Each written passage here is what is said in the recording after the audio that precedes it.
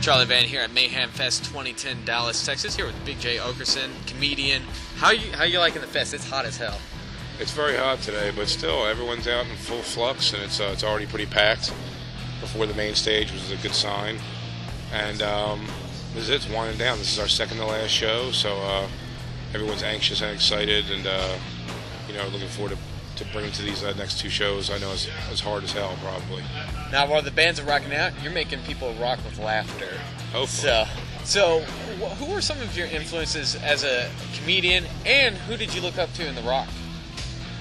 And I didn't really look up to anybody in rock. So I knew I would never be a rock star. Yeah. But, I mean, I've been a fan, like, especially one of the biggest kicks for me is to work with Korn and Rob Zombie, who are people I've been buying their CDs since like high school, if not before. Some of them, I think Rob Zombie maybe before high school.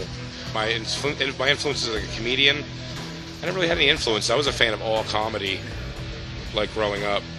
Like I watched anybody and everybody. I didn't have any judgments on it. And then when I started doing comedy, there's people obviously who I like more than dislike, but my influences probably have been more people I've gotten a chance to work with, like Dave Attell.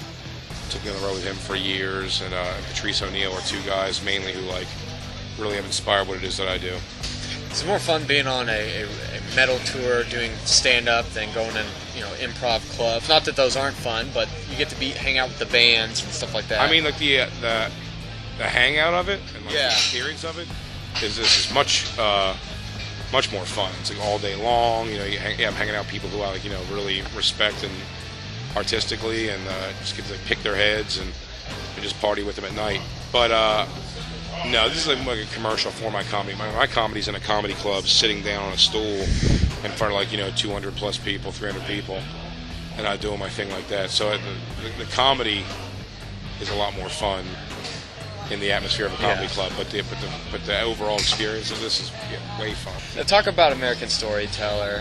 Where can it's in stores now? Can we also get it online? It's only available. It's digital download. I have hard copies available on the tour, and it's some of my road gigs that I do, like headlining.